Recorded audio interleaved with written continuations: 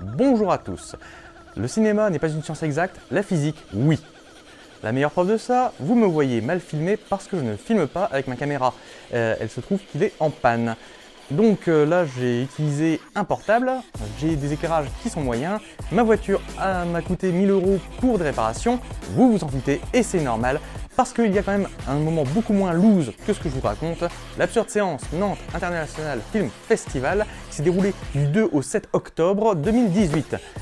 19 films, 19 plaisirs, 19 emmerdes peut-être, vous allez le découvrir maintenant.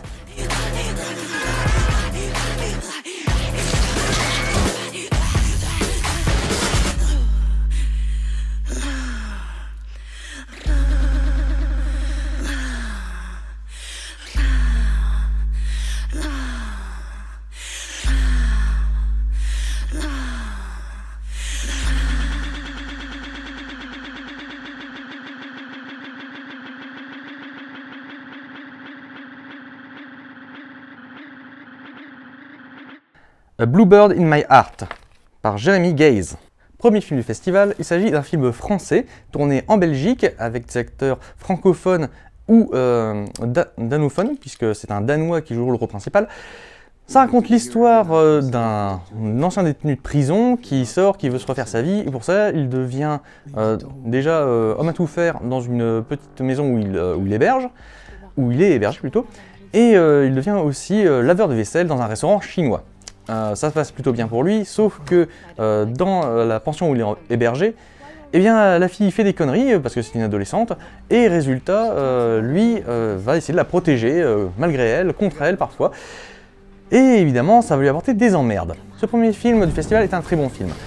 Jeremy Gaze, qui était présent en tant qu'invité, était un invité très sympa, très intéressant, très sympathique, qui a entre autres écrit des scripts comme La nuit qui a dévoré le monde, qui est sorti il n'y a pas longtemps, qui a fait une petite impression, malgré qu'il a été mal distribué, et distribution française, de film de genre évidemment.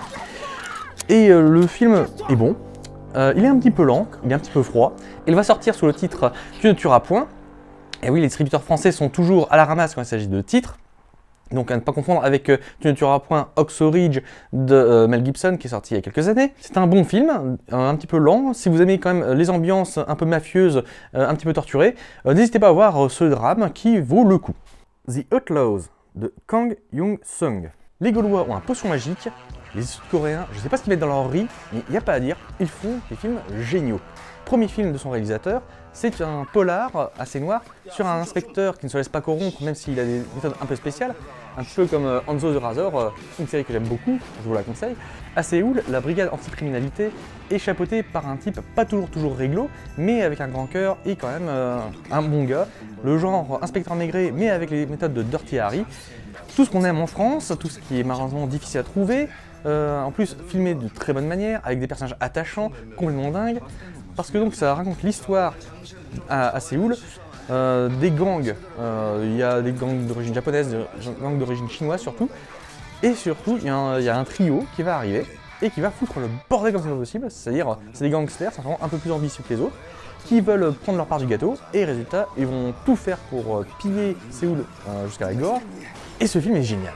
Ce film est assurément un des grands coups de cœur de cet absurde festival, qui en est pourtant riche. Ah oui, je vous spoil un petit peu, c'est une bonne cuvée qu'on a eue, et là, disons que c'est un petit chardonnay qui donne un plaisir à voir, qui coule bien à la gorge, du plaisir, du bonheur, de la joie, du bon travail.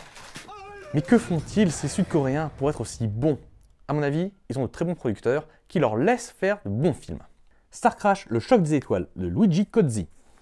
Mon petit chouchou! Ça c'est un cadeau qu'on m'a fait et je ne m'en lasse pas de le revoir. Alors en plus, sur grand écran, ça valait le coup. Surtout que l'on était en présence et de l'actrice principale et du réalisateur, Luigi Cozzi, qui ont répondu aux questions publiques. Des gens adorables, agréables, délicieux. Et le film lui aussi est un petit bonbon. Un gâteau aux nanars. Oh c'est bon ça. Oui, j'adore les nanars quand ils sont bien faits, c'est-à-dire quand ils sont crémeux, quand ils sont généreux, quand ils se laissent déguster avec plein de sucre et de naïveté. Star Crash, c'est un petit peu l'équivalent de tout ça.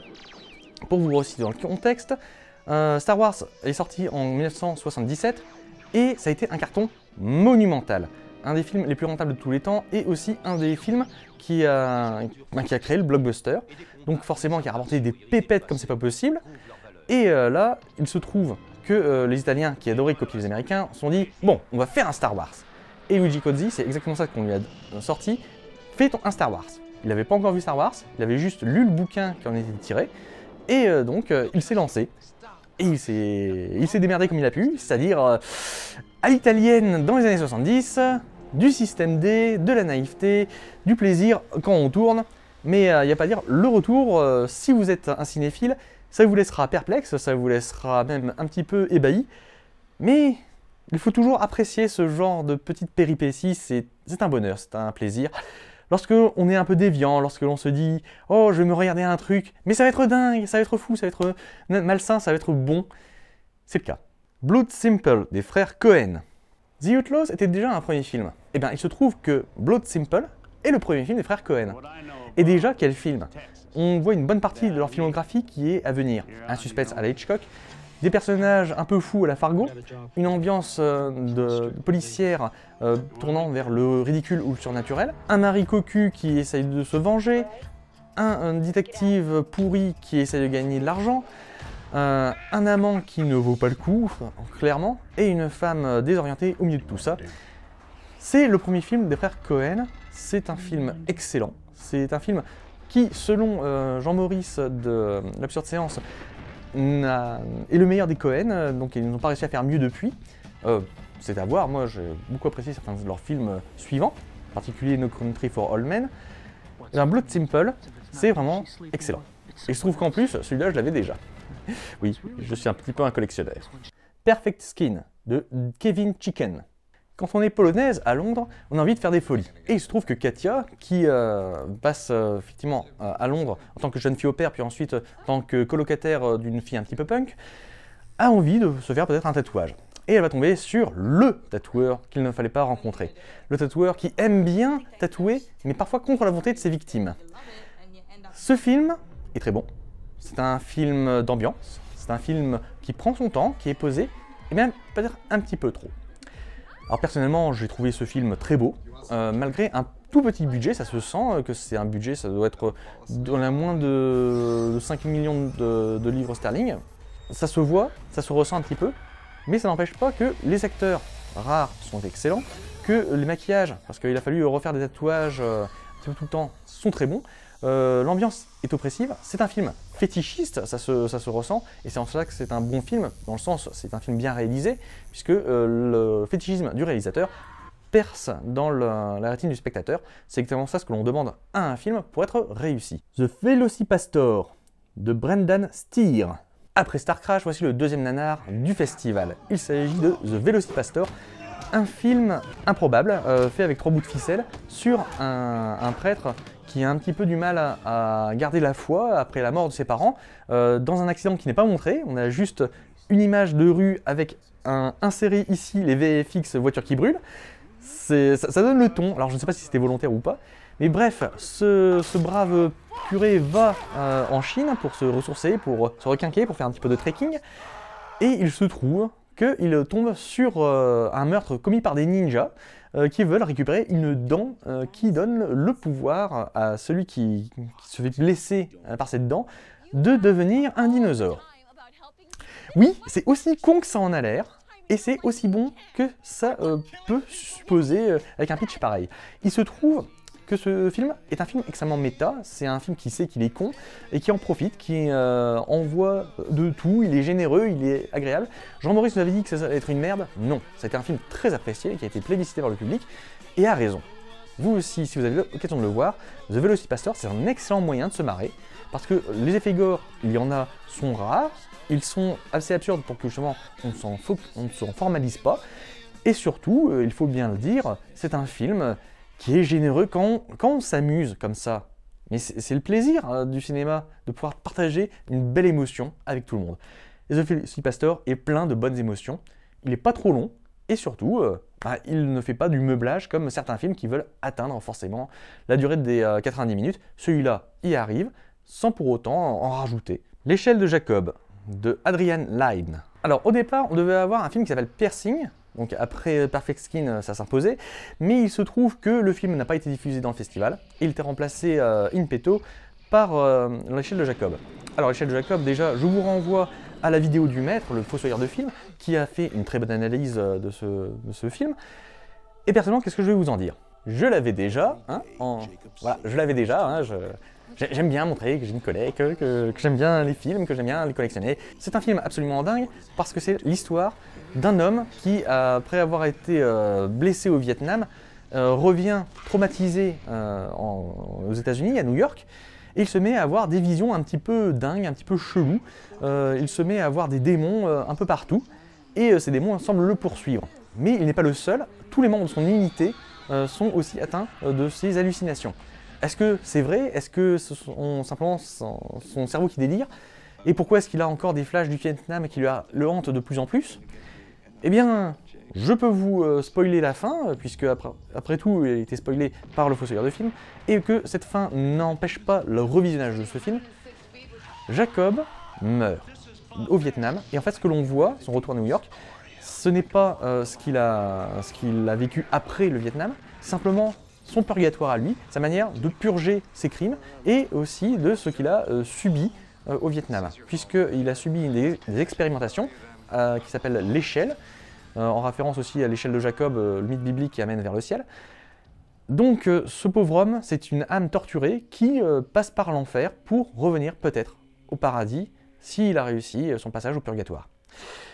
Je l'espère pour lui, parce que, en tout cas, le film est excellent, parce que pour nous, c'est un plaisir de passer dans cette mélancolique descente aux enfers. N'hésitez pas à regarder aussi la filmographie d'Adrian Lyne, il y a des petites perles dans ce réalisateur injustement méconnu, je crois. Last Hero Inuyashiki, de Shinsuke Sato. Shinsuke Sato avait déjà réalisé le diptyque Gantz, d'après Hiruya Oku, et il adapte un nouveau manga du même auteur, à savoir Inuyashiki. Last Hero Inuyashiki, c'est l'histoire d'un vieil homme qui s'appelle Inuyashiki. Enfin, il n'est pas si vieux que ça, mais il se trouve qu'il fait beaucoup plus que son âge, parce qu'il est aussi petit employé, il vieillit vite, il n'est pas aimé par sa famille, et alors qu'on lui a diagnostiqué un cancer, c'est-à-dire le mec, c'est la merde la plus totale, même moi, avec mes problèmes de caméra, je fais petit jeu, ce mec-là va se prendre une espèce de météorite sur la tronche, et cette météorite, en fait, habitée par des extraterrestres, va lui redonner un corps de robot.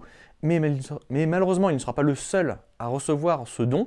Un autre jeune qui passait par là se prend la même météorite, se fait reconstruire aussi, mais contrairement à Inuyashiki qui va utiliser ses capacités pour faire le bien, eh bien ce jeune homme, déboussolé dans le Japon moderne, va décider d'envoyer tout balader, dans un nihilisme total, et ça va casser les durs. Gantz, c'était un film que je trouvais quand même assez moyen, une adaptation moyenne. Le réalisateur a aussi fait L'Attaque des Titans, qui paraît-il est une merde. Il a fait Bleach, qu'on va voir bientôt à l'absurde séance, donc là je me prononce pas encore.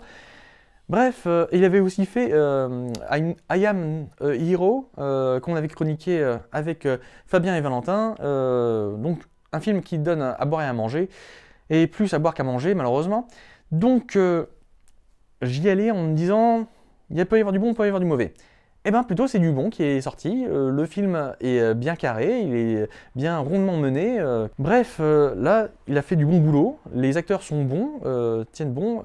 Hiruya Oku, l'auteur de base de Gantz ou de Last Hero Inuyashiki ou de N, manga que je vous conseille aussi, a un gros problème avec ses fins, il les bâcle toujours.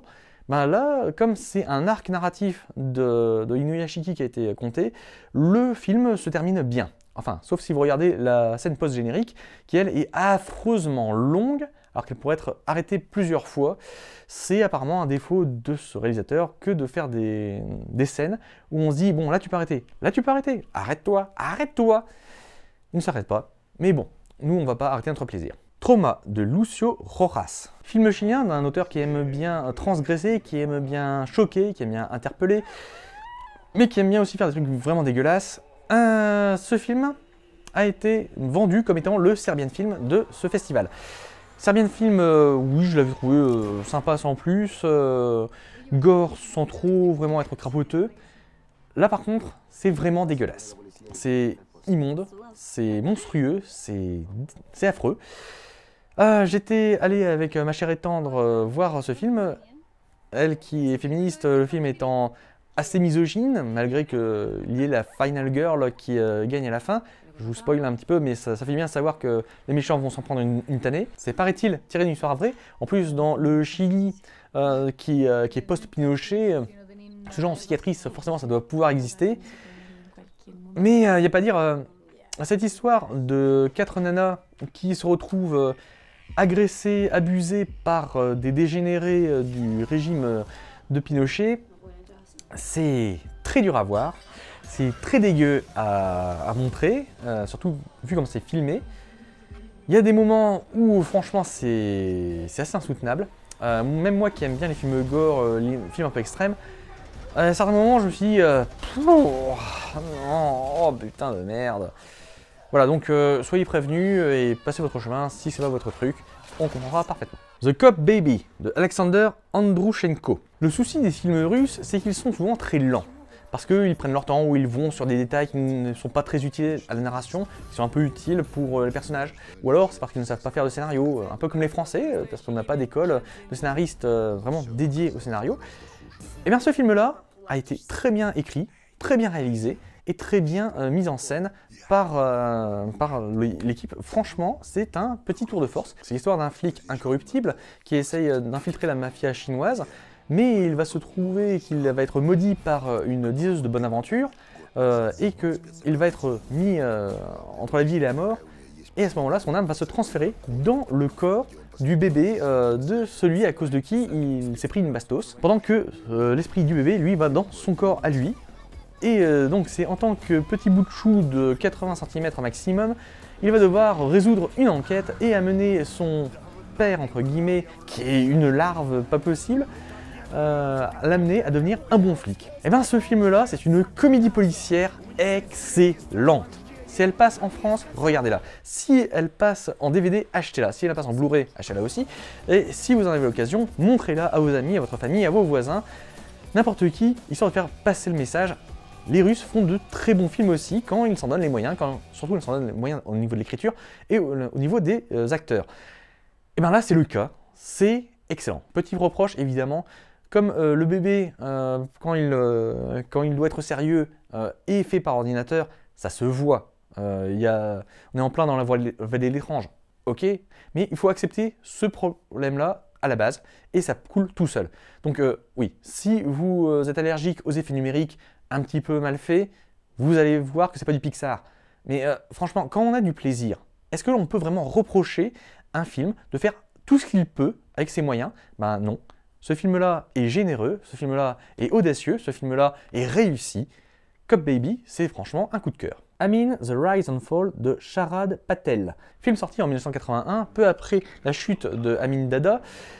C'est un film qui essaie de se faire quasiment documentaire, puisqu'il essaye de retracer toute la période Amin Dada, donc 8 ans d'un règne tyrannique, sanguinaire, fou, complètement débile aussi, d'un mec qui ressemble un petit peu à Trump, mais en plus méchant, avec les coups des plus franches, et surtout des visions, mais totalement surréalistes de son rôle, de sa puissance, de comment ça fonctionne le monde. Idi Amin Dada, qui a aussi été vu dans le film beaucoup plus récent, Le Dernier Roi d'Écosse, avec Forest Whitaker.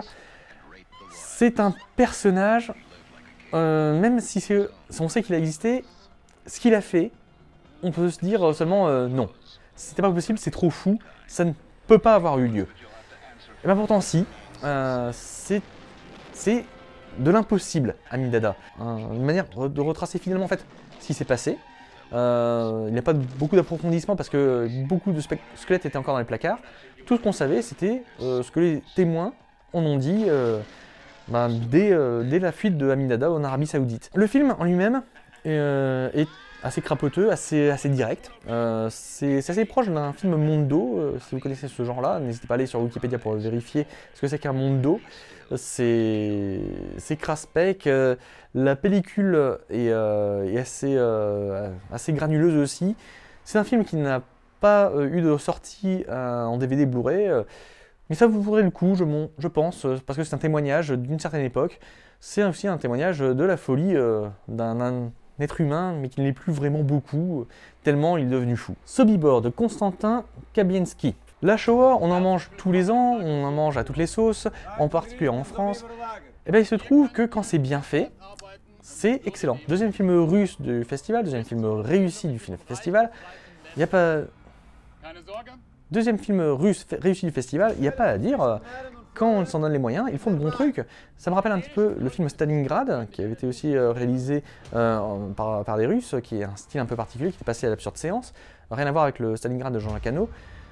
C'est un film qui raconte donc l'histoire de la révolte du camp de Sobibor, peu avant qu'il soit liquidé, qu'il soit démantelé par les nazis, vu l'avancée de l'armée rouge, de l'armée soviétique.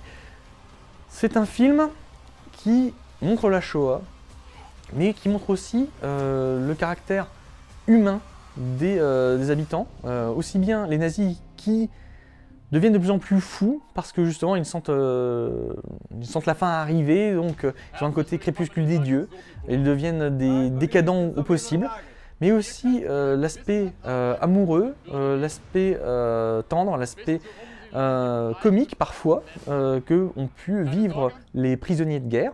Les prisonniers juifs qui étaient censés être assassinés.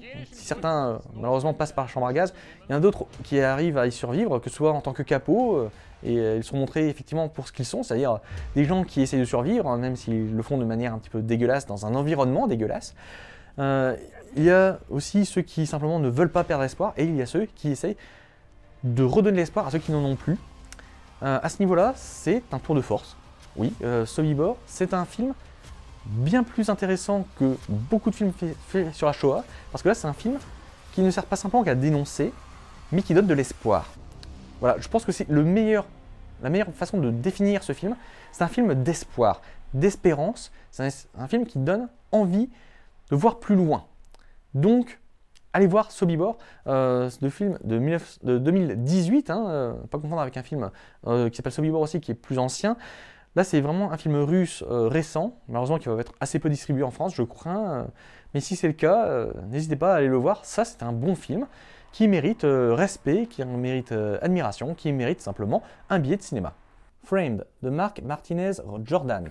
Et nous voici donc dans La Nuit Fantastique, qui a duré de 22h à 6h du mat. 4 films de qualité plus ou moins égale. Alors, commençons par le premier, donc Framed, qui est un film sur la dénonciation des réseaux sociaux, surtout un style un petit peu périscope, c'est-à-dire la vidéo directe en ligne en tant que réseau social, parce que on en profite, un taré essaye d'en profiter pour en faire un spectacle sanglant qui attire le sexe, la violence, la drogue et tout ça. Bref, une morale habituelle qui a reçu le prix du public, je ne sais pas trop pourquoi, parce que ça a été décidé comme ça.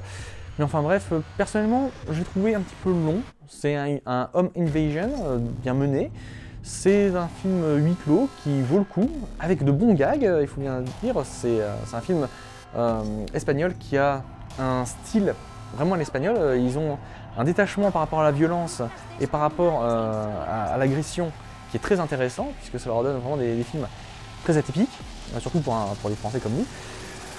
Mais personnellement, j'ai trouvé un peu long pour ce qu'il avait à dire, et surtout, c'est dans la veine des films comme Unfriended ou tout ça, c'est pour dire les réseaux sociaux, c'est le mal. Ben non, pas forcément. On peut montrer des choses positives avec les réseaux sociaux. Par exemple, Searching, qui est encore sur les écrans, sur certains écrans en France, au moment où je tourne la vidéo. Pourquoi pas? Book of Monsters de Stewart Spark. Et bien le voilà, ce film pas très bon du festival. D'habitude, c'est le film qui clôt La Nuit Fantastique, qui est une merde sans nom. Ben là, c'est pas le cas, c'est le deuxième film de La Nuit Fantastique. C'est l'histoire d'une jeune fille qui fait une partie chez elle, et il se trouve qu'elle invite trop de monde à son lycée.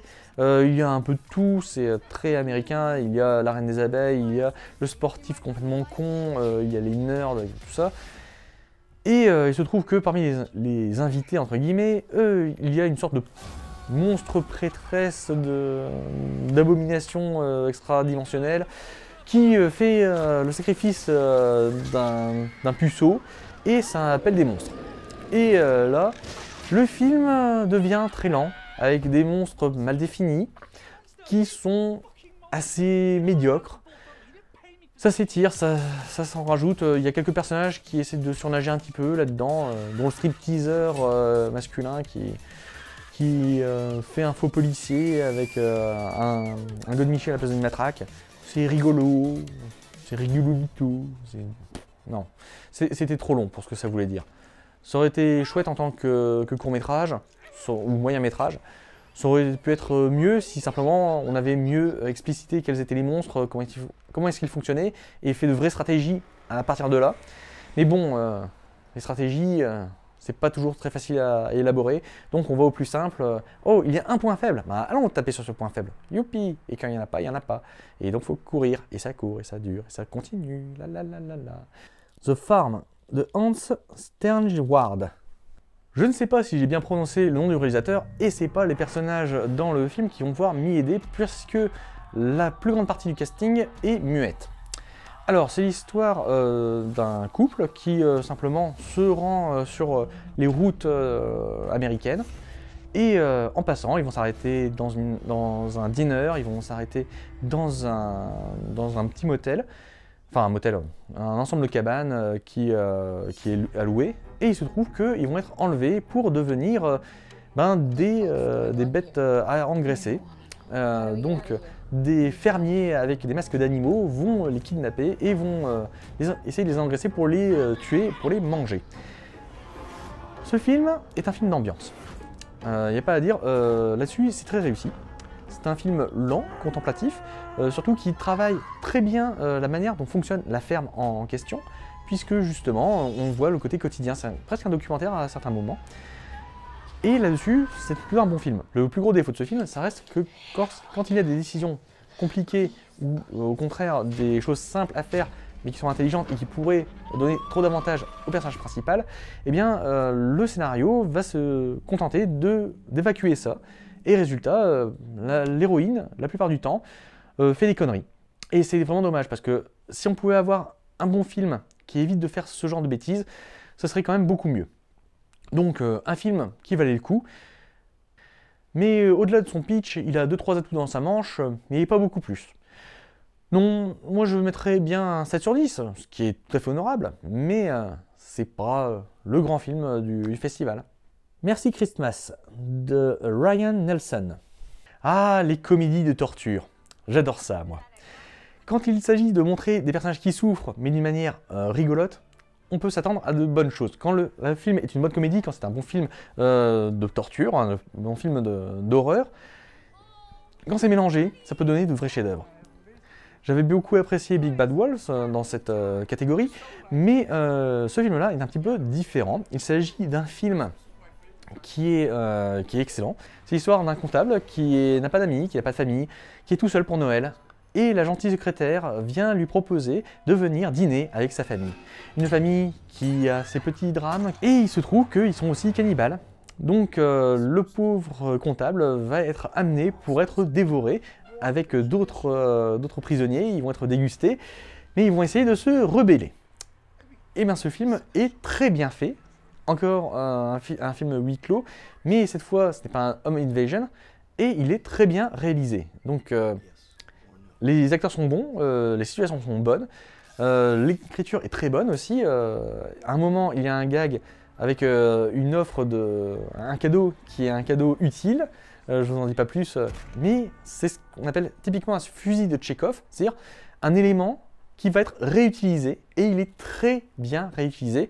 Il est réutilisé de deux manières différentes, et terminer donc cette nuit fantastique de la plus belle des manières, avec des rires, avec des sourires, et avec des applaudissements du public qui l'a plébiscité. Bravo.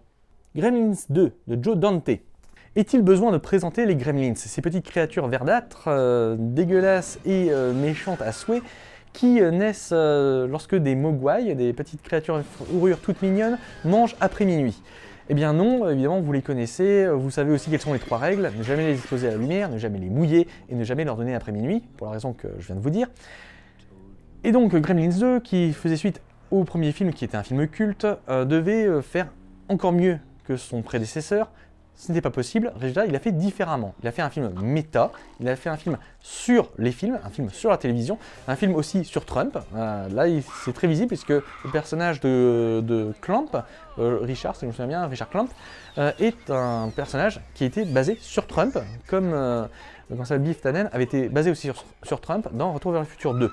Non, je crois qu'en fait, ce serait lui faire insulte que de vous dire ce que j'en ai pensé, à part qu'il est très bon, puisque ça fait partie de ces films des années 80 qui est excellent de bout en bout, parce que justement c'est une sorte d'apothéose du cinéma américain, du cinéma familial, du cinéma populaire. C'est un excellent film. Et plutôt que de m'écouter, allez le voir, ou le revoir, en famille, entre amis, vous faire plaisir.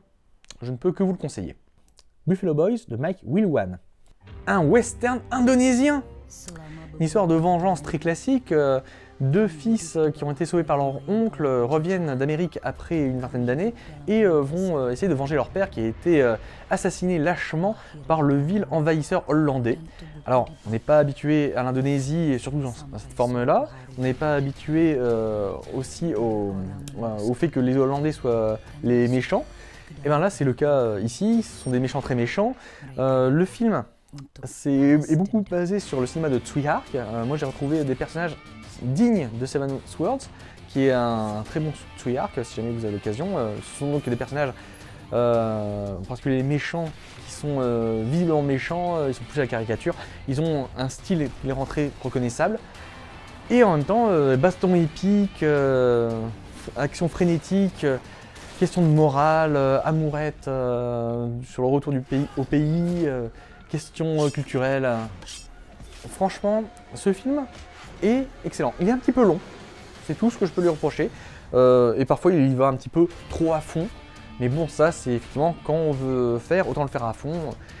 Et là c'est une question de dosage, c'est comme vous le sentez. Mais en tout cas, Buffalo Boys, si vous avez l'occasion de le voir, je ne peux que vous le conseiller. Voici encore une preuve que c'était Sniff. Décidément, il sentait bon. The House That Jack Built de Lars von Trier. Ah là là, Lars von Trier.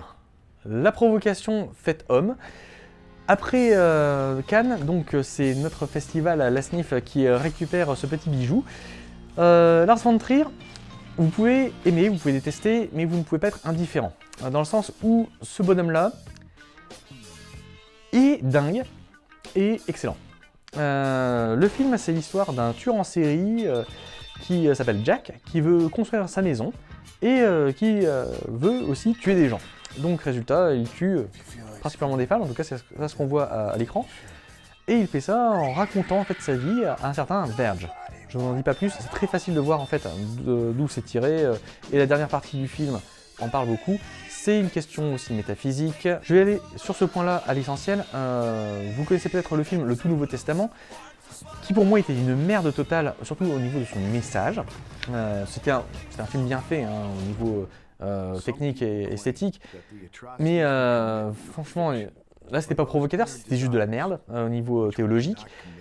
Au contraire, The House That Jack Built est un film qui dérange, qui pose des questions sur la morale, des vraies questions, hein, Monsieur Jaco van der Mel. Ça pose aussi des idées, des pistes de réflexion, et ça va jusqu'au bout d'un provoque. Ça, c'est un bon film. C'est une bonne réflexion sur l'humain, sur le monstre, sur nos sociétés, sur ce qui est le bien, ce qui est le mal. Bref, ça, c'est un excellent film. C'est un film en même temps dans le style très von Trier au niveau esthétique, c'est-à-dire caméra épaule pour la plupart des plans, et aussi pour les plans iconiques qui eux sont faits alors hyper cadrés au contraire, avec un côté très peinture, très pictural. C'est du bon boulot. J'approuve encore une fois le travail de Lars von Trier. Ensuite, vous apprécierez, vous apprécierez pas. À Cannes, il y a des gens qui sont sortis tellement c'était dégueulasse. C'est vrai, le film parle d'un tueur en série, et ces gens-là sont des gens dégueulasses. Donc forcément, c'est dégueulasse. Pour autant, quand c'est bien fait, c'est bon. Et cette maison, quand ça va s'écrouler sur vous, ça va vous faire des dégâts. Voici donc la fin de ce festival de 2018. Après 6 mois, malheureusement, je n'ai pas pu faire les expérimentations que je voulais.